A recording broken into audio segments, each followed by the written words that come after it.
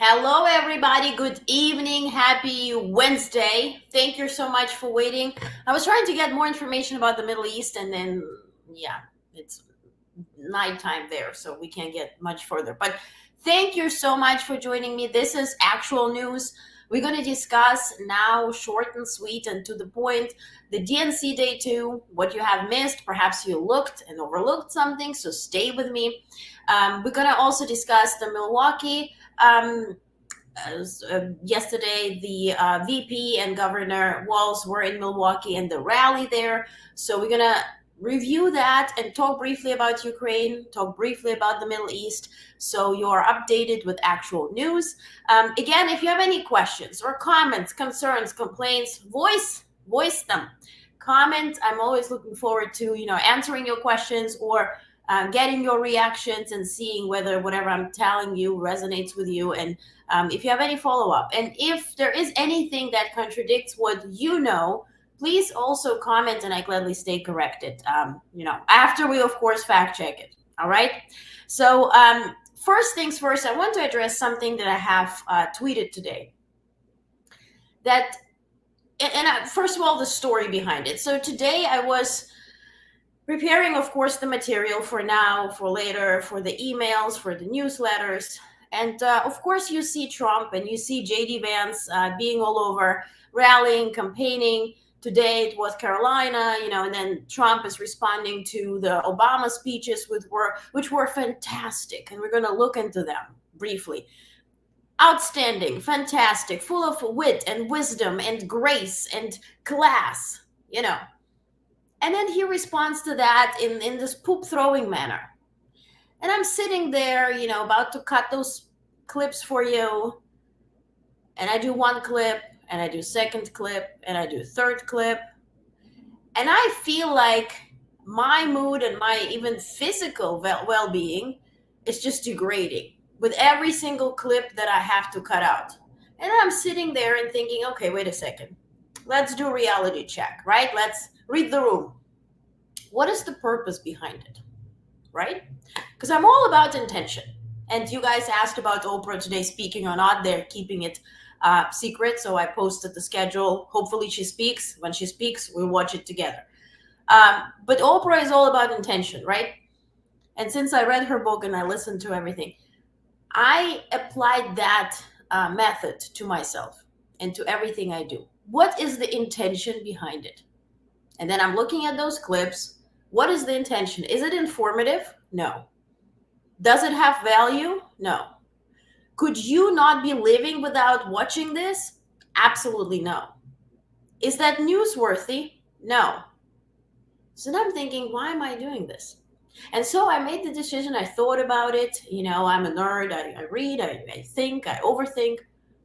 And then I thought that, I decided I will not be covering the poop throwing competition any longer. Please do not expect clips from Trump rallies unless it is newsworthy, unless it is something that regards his policies, anything he plans to do in office, anything of substantial value, where I can answer, first and foremost, myself, that it is intentionally correct to present it to you, because it will somehow benefit your life. You will be more informed, or you will be, but just with the intention to spread something, to feel disgusting, or to feel entertained, quite frankly, I'm no longer entertained. I doubt I was entertained before, but I'm bored and I'm disgusted. And I never volunteered or I never pursued a profession to work for a tabloid, or how they call it in Europe, like yellow press, yellow pages, yellow press, right? I never had that intention. I never wanted to cover celebrities. I never wanted to cover entertainment.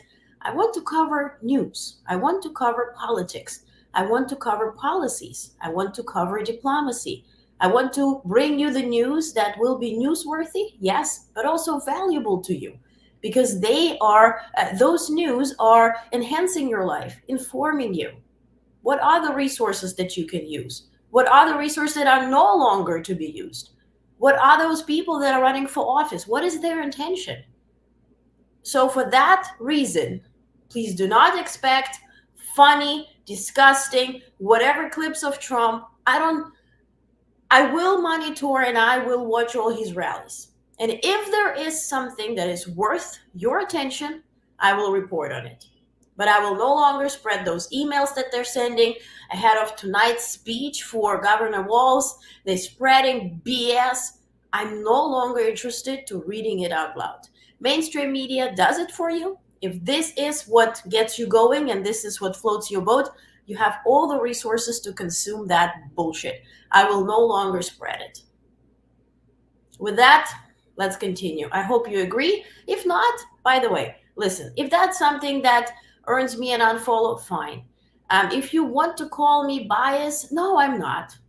No, I'm not. Because I have covered all those rallies, if you paid attention, and I have fact checked it. And I can bring you all those fact checks. Those fact checks were here, presented live. Those fact checks were in the emails. Those fact checks were all over my Twitter, all over my website. They're everywhere. So, can I do a lazy journalism work? Just copy paste every single time? Because it's the same shit, different day. But I don't want to be lazy. There are news. And by the way, Trump is just a fraction of those news. And who knows if he will be president, if he, God forbid, will be, then yeah, we will be fact checking and covering him because he is then, at that point, commander in chief. But until then, let's keep our head on a swivel. And no, this is not bias because factually, whatever he says is a lie. And it's a repeated lie. And if you keep repeating your lie, it does not become more truthful. It becomes boring, it becomes offensive, and it's no longer entertaining, even if it was before for some of you. So I'm not participating in it. I would love to cover Republican Party and Democratic Party 50-50. This is my dream scenario, and I would love to do that. I would love to host debates where policymakers are debating each other which policy is better. But it has nothing to do with harassment, with calling people names, and just standing there and just blabbering lies and fear-mongering content. So for that reason, I am believing in my approach to this. And this is not bias. This is just escaping the bullshit because you hear it everywhere. So let me check quickly comments. Привет, hi. Elvis, thank you.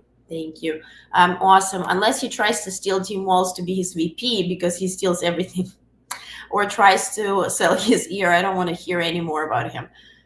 Thank you. I appreciate you. Yellow journalism. Yeah, exactly. Very much appreciate his take on him. There's no need to boost the nonsense. You're right. Not newsworthy. Thank you. I appreciate you. Thank you, Carmichael.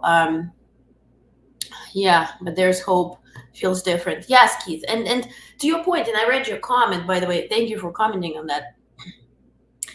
It really doesn't really have to do because I remember your comment, and Keith commented that I don't have groups that would be covering everything at the same time, so I have to prioritize. And yes, but also, if I have groups, I would not send a group to cover such rally. I can just bring up the fact check from the previous rally and just go ahead and, okay, let's do this. Did he mention that? Okay, second, third, fourth, just go through the list and update the, copy paste the fact check. It's the lazy journalism. And that's what it has become. That's what it has become on mainstream media. Lazy journalism. We're just putting this clown, he's performing, and then everybody discusses it. It has nothing to do with the news. It has nothing to do with your life. This type of entertainment, it's fat to us. It just, pushed down our throats as the entertainment. Now, if you love reality television, if you love the Housewives, Kardashians, you have all the channels to do so. Now, imagine if we were watching Housewives 24/7 on every single channel. How would you feel? Because that is exactly what's being pushed down your throat. And it's just really insulting to our intelligence to call that news.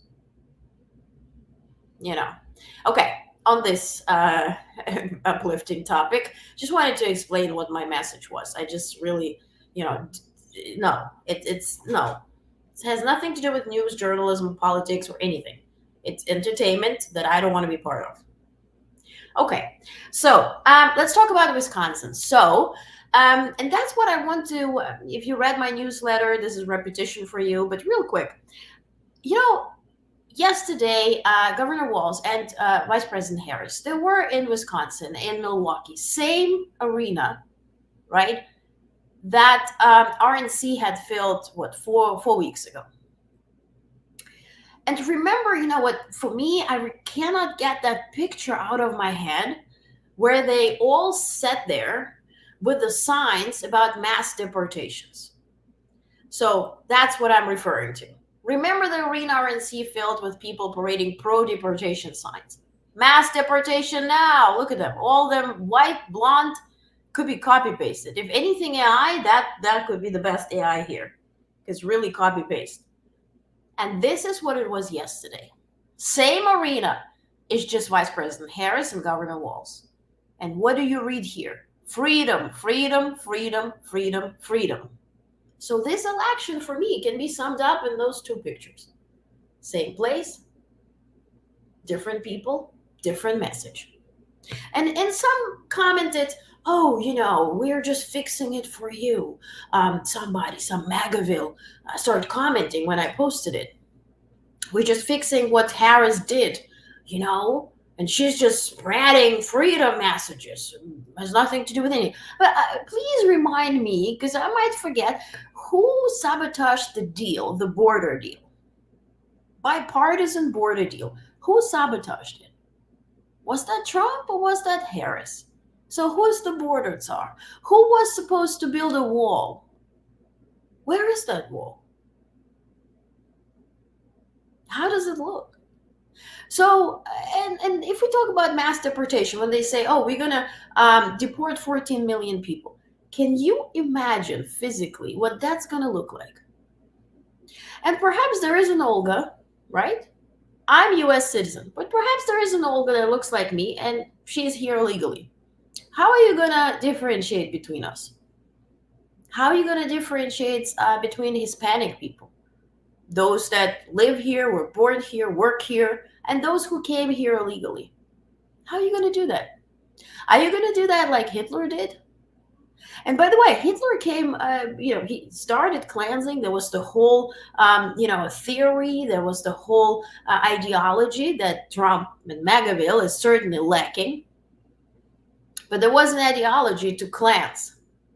Now, if you think about Germany and their history, and then they're cleansing themselves from a certain demographic, it's disgusting. Of course, it's racist. Of course, it's the definition of fascism.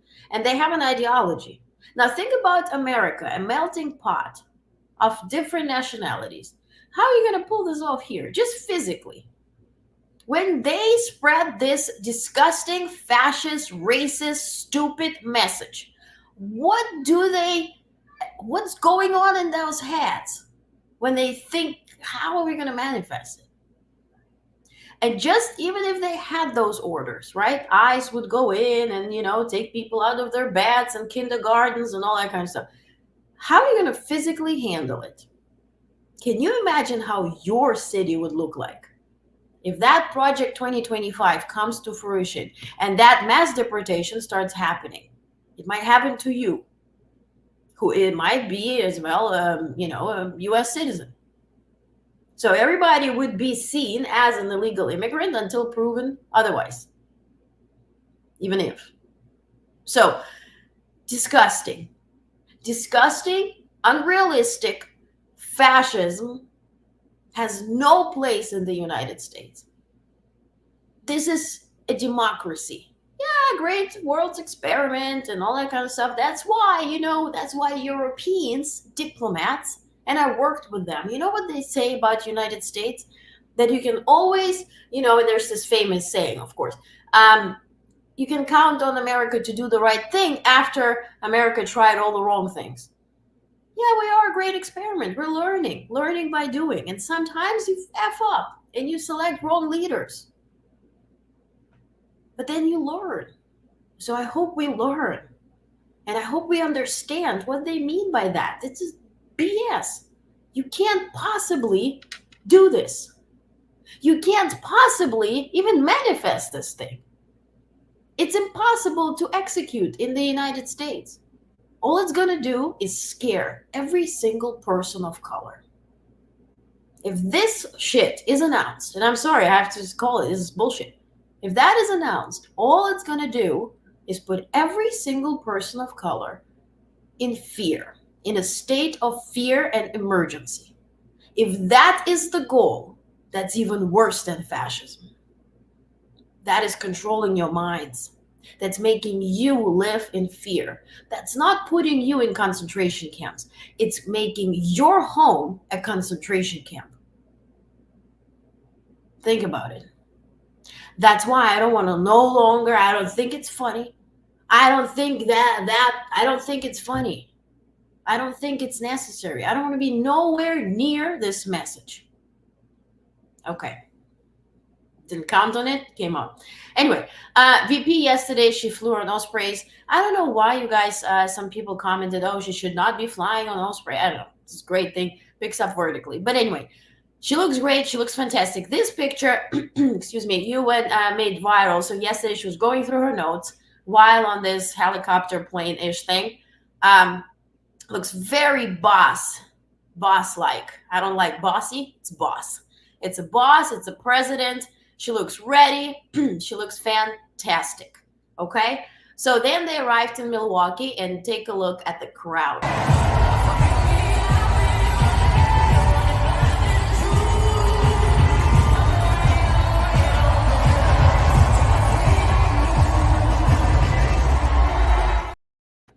I don't remember RNC being that, by the way.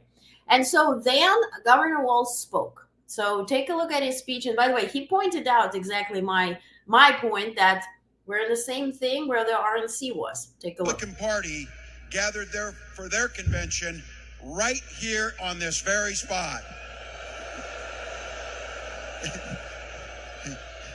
It doesn't sound like any of you watched it, but in case you didn't, after promising us a speech that was going to be about unity and promising that he was a changed man, Donald Trump subjected us to 92 minutes of ranting and raving insanity. Now look, they left here riding high. They were feeling good. This thing was over. Well, trust me, Milwaukee, a hell of a lot can change in 4 weeks.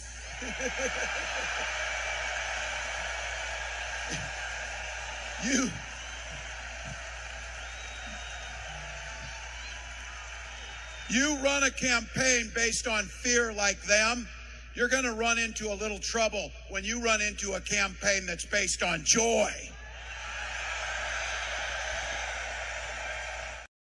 By the way, how amazing was Kamala Harris' decision to pick Tim Walz as a running mate? You know, sometimes we don't know.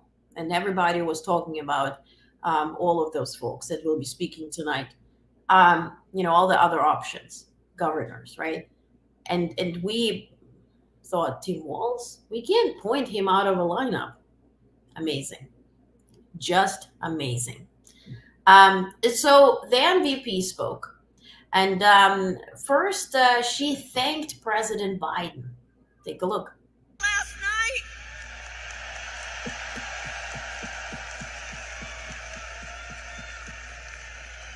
and I know we are all deeply grateful for his lifetime of service to our nation.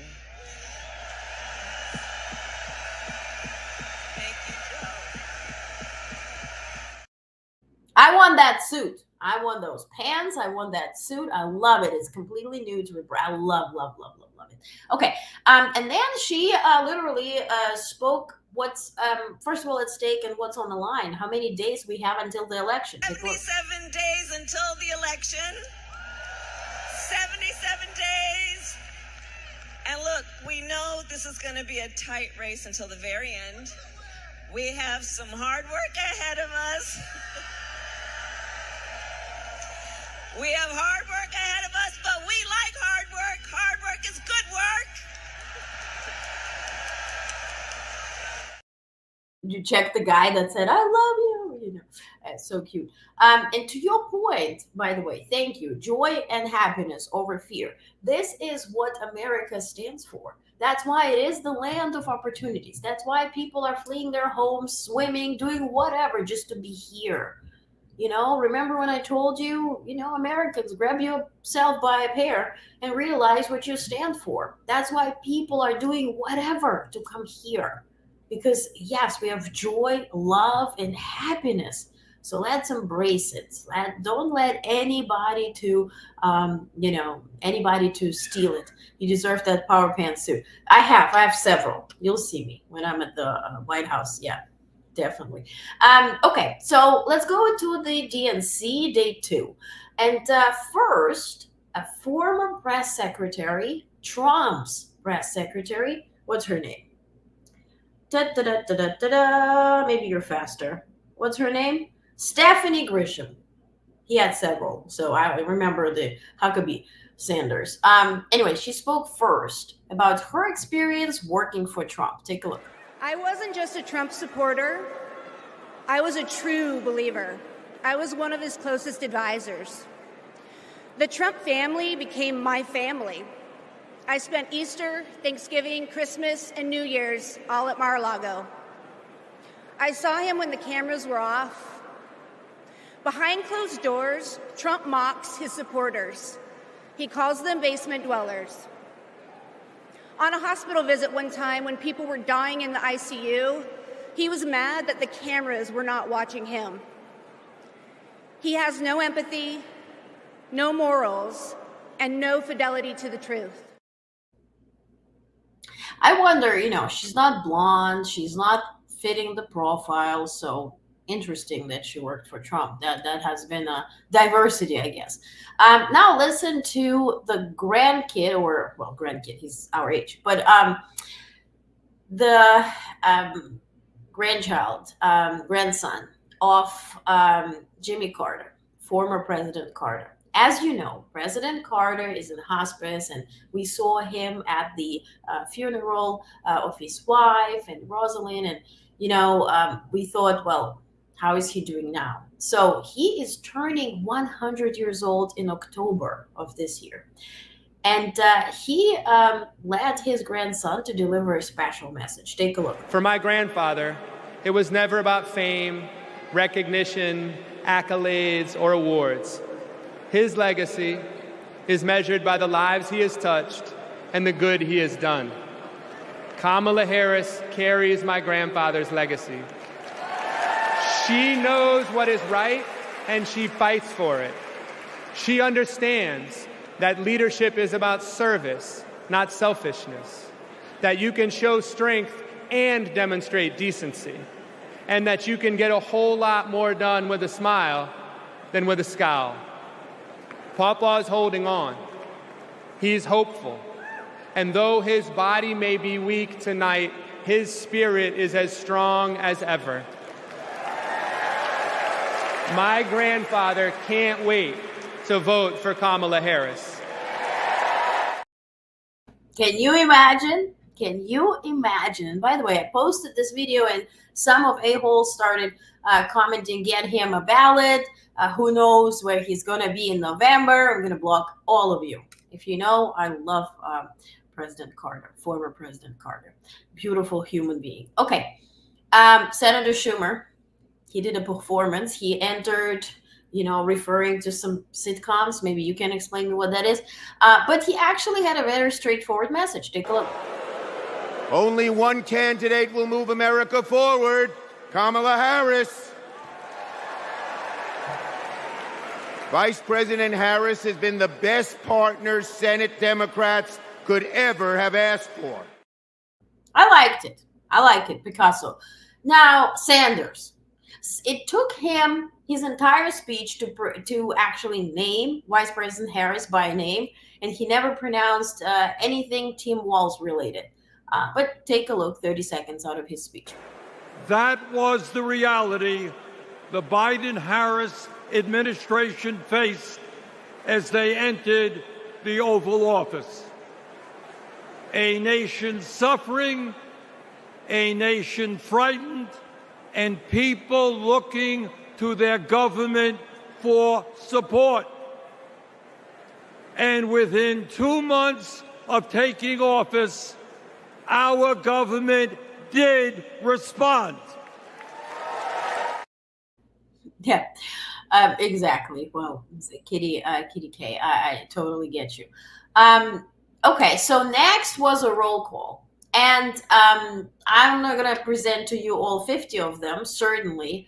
And Lisa, welcome back. We missed you. Sanders and ass. The reasons we got Donald and didn't get exactly. Put that in writing. Yes. Okay. Now, roll call. As you know, it's always a party, right? Unless you're at the RNC. RNC was, okay, and which state is going now? You know, there's videos of that. I didn't cut it out. But anyway, at the DNC, it was a party. But Georgia didn't just bring the party. It brought the whole arena down. Take a look.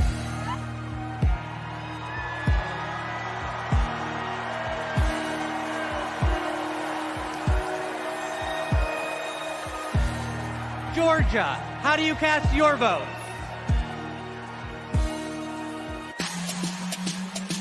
Yeah! Ladies and gentlemen, we are here tonight to officially nominate Kamala Harris for president. Bob, get loud, another round of shots. DNC, turn out for what? Okay, before we get blocked off of YouTube and Twitter, that was fantastic. I watched it like 3 times. And by the way, I cried watching the roll call. I don't know, maybe it's something with me, but it's everybody brought their issues, like taxes, for instance. They let a woman speak that almost died because she couldn't get an abortion, and she had to travel, and now she's pregnant with her child and healthy and well and alive.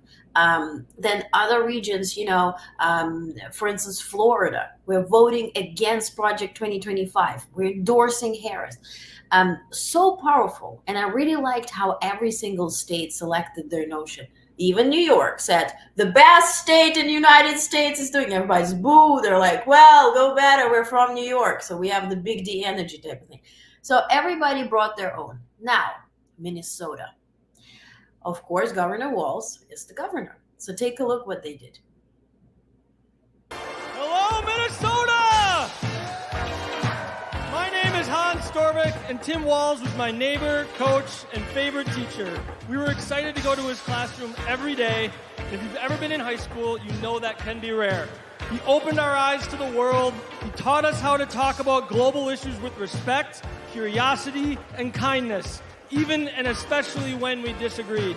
But he wasn't just a great teacher. He was also a great neighbor and friend. In fact, when he was in the midst of a budget battle as governor of our state, he still found time to attend my brother's funeral. Mr. Walz means the world to my family. He's always been there for us, and that's how I know he'll always be there for you as vice president.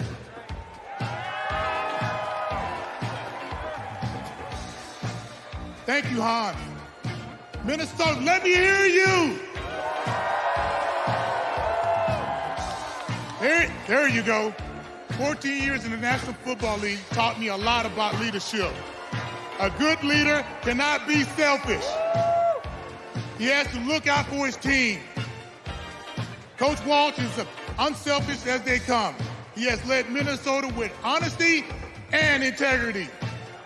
And in November, Minnesota is going to send Tim Walz and Kamala Harris to the White House.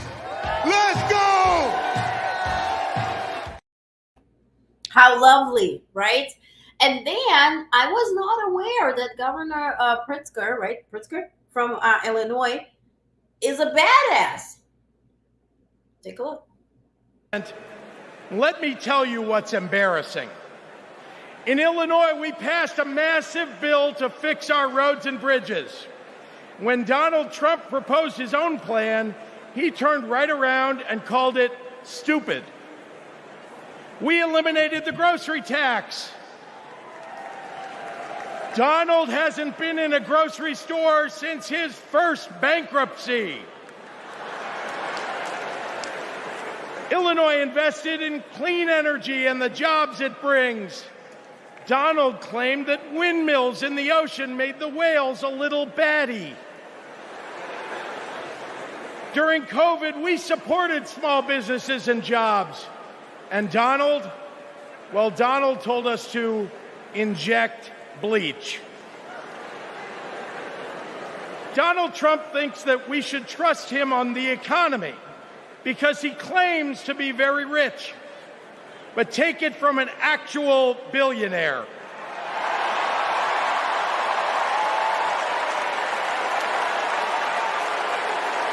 Trump is rich in only one thing: stupidity. So, Lisa, by the way, I just messaged you on Twitter, the link. So then, second gentleman was speaking, and I want you to watch, and I know we're running out of time, but I want you to watch those 2 minutes, 20 seconds introduction that his son recorded for him. And it was produced by his ex-wife. And by the way, she always wanted to volunteer, produce, and help Kamala Harris win, to the point where media is saying, ex-wife? What? She wants to what? She's all on board. She's there. She's hugging Tim Walz. It's a whole blended family. I love this. Amazing. So take a look at this video where Doug Emhoff's son introduces him. But it helped that my parents stayed friends and we all kept hanging together. We grew closer than ever. And then he met Kamala, the blind date that would dramatically change all of our lives forever. It was my senior year of high school. Ella and I would laugh watching them fall in love, acting like teenagers. In 2014, Kamala became Mamala. She took over Sunday night dinners and taught Doug how to actually cook. Our blended family wasn't used to politics or the spotlight, but when Kamala became senator, we were all excited to step up, especially my dad. Then Kamala became vice president. It felt like Doug was a bit out of place on Capitol Hill. I thought, what is my goofy dad doing here? But he embraced it. He left his practice after being a lawyer for 30 years. That was tough. I was so proud to watch him do it, to stand by her side, an example of true partnership. I just got married myself, and he's inspired me as a new husband. Anyone who really gets close to him knows he's kind, loving, and fiercely protective. I mean, just look at this face. This is my dad, the first second gentleman in the history of this nation. He's found his voice around the issues that matter to him. You have no choice but to speak up and speak out. There is an epidemic of hate, including a crisis of anti-Semitism in our country and around the world. What they are doing on reproductive freedom and freedom in general is just outrageous. And next, he's gonna make history again as the first gentleman. I can't wait for everyone to get to know why we all love him. He's the glue that keeps this family together.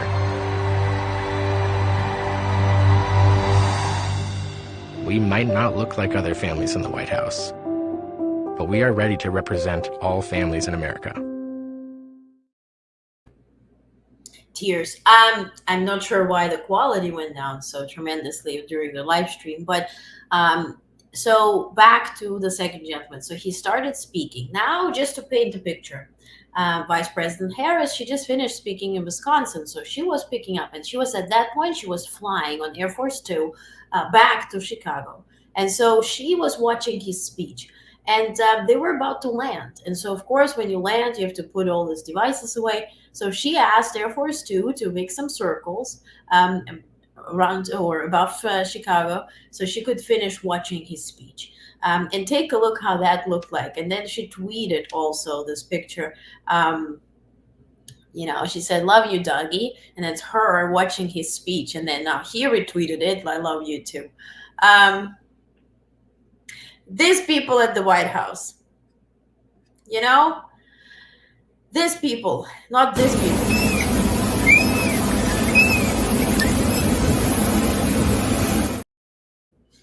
Somebody sent it to me. It was hilarious. But real love, real connection. Let's celebrate that. So first in his speech, he actually, second gentleman, shouted out his wife and said, "I love you." Honey, I can't wait for you to come back to Chicago because we're having a great time here.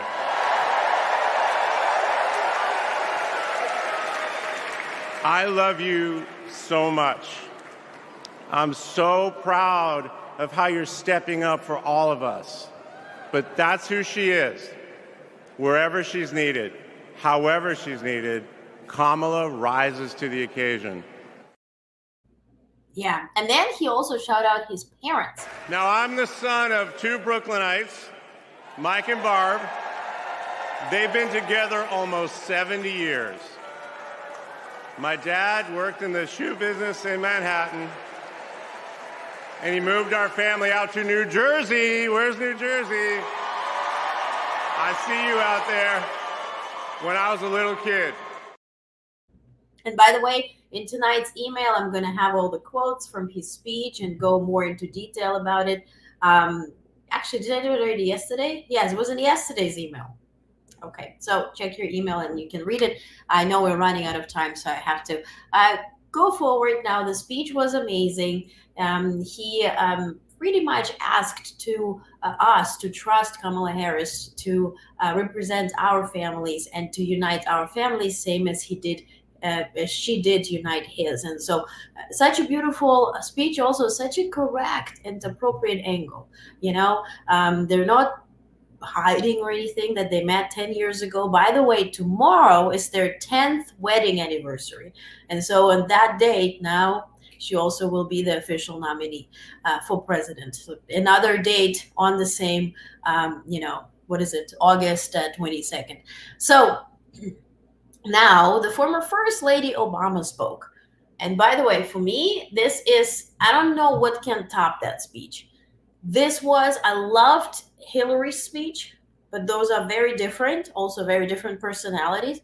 But this was as powerful, very good delivery too. And I certainly felt bad for former President Obama, who had to follow up. So take a look. Something wonderfully magical is in the air, isn't it? Yeah.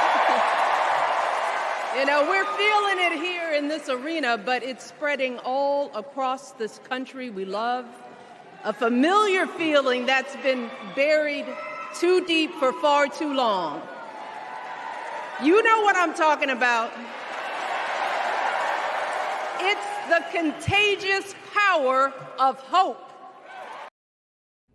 And then she spoke about Kamala Harris being the candidate that will advance our nation. Take a look. Girl, Kamala Harris is more than ready for this moment. She is one of the most qualified people ever to seek the office of the presidency. And she is one of the most dignified.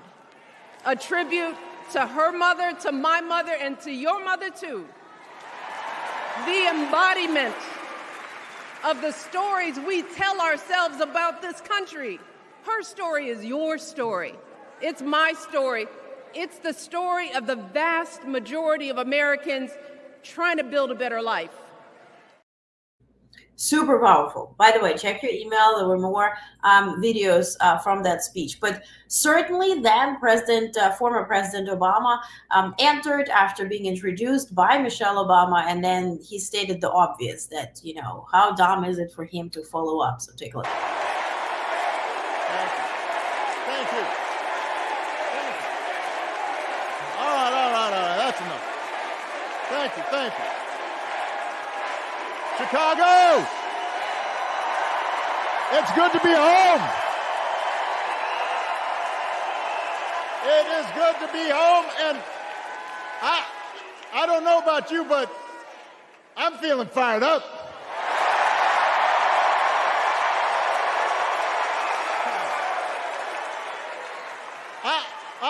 I am feeling ready to go.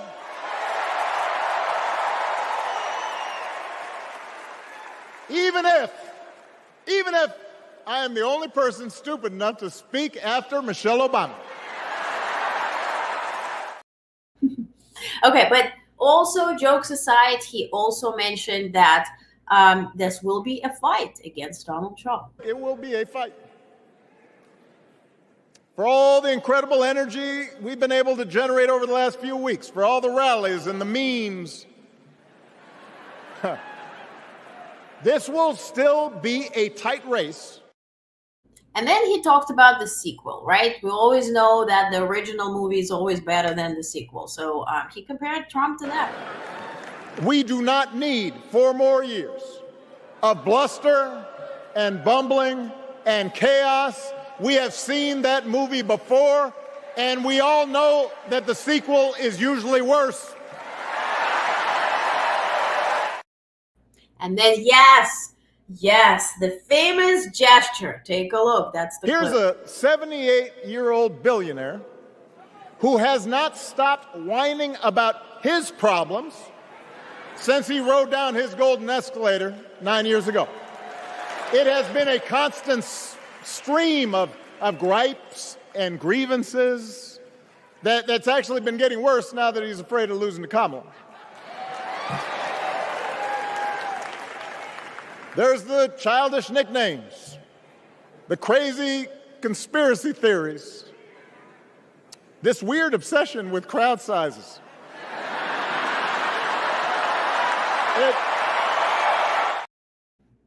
He knows what he did there. Trump knows what he did there. And that provoked all those, shit show in response. So then he stated that Kamala Harris is ready. And Kamala Harris is ready for the job. This is a person who has spent her life fighting on behalf of people who need a voice and a champion. As you heard from Michelle, Kamala was not born into privilege. Yeah.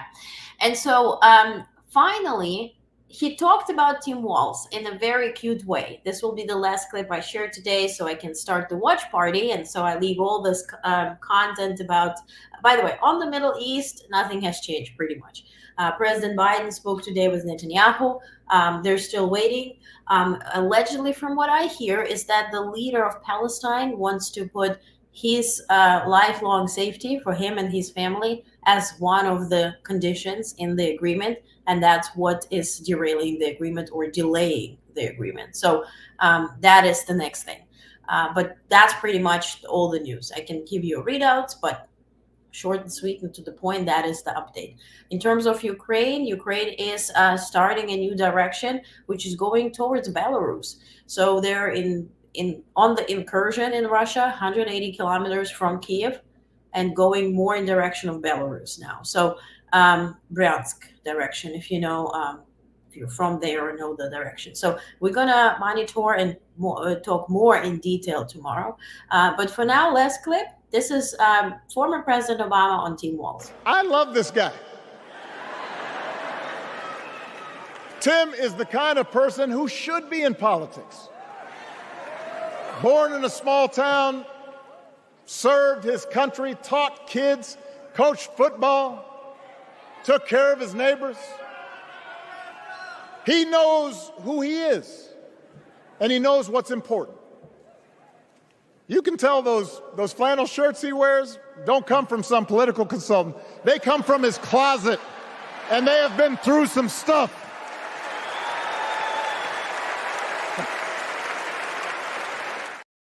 So, flannel shirts.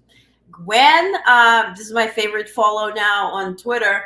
Gwen Walz, she's a teacher. She's sassy. She is putting the great content. She posted, she said, "It's true, Barack Obama. Tim loves his flannels. Look, he's fixing his buttons here." If you could not love this man more, now I guess we all did. And like how they live, it's so relatable. It's so cool. By the way, this is my favorite picture of Michelle Obama yesterday. Boss, absolute boss. And then, of course, New York Times had to come up with some bullshit saying Michelle Obama trashing Trump suggests the presidency is a black job. Ain't it? Ain't it? I wish somebody could take over, New York Times, make that a black job because you're not delivering. But quickly. Local newspapers had their headlines in check. Obama's rally, DNC. This was, wait a second, what was that? Las Vegas, right? Battleground. Philadelphia Inquirer, as it supports Harris. Philadelphia Pennsylvania proves there's plenty of room for more firsts. Las Vegas Sun goes, young Democrats make waves at convention, hope to keep Harris surging to election win. The Obama hope is making back, right? This is tribute. What location is it? I don't see it. Minnesota Star says Harris, Obama energized Dems or Democrats. Atlanta Journal Constitution says Jason Carter at DNC marks another torch passing. And finally, Arizona Republic says Biden says honor of my life is to be president.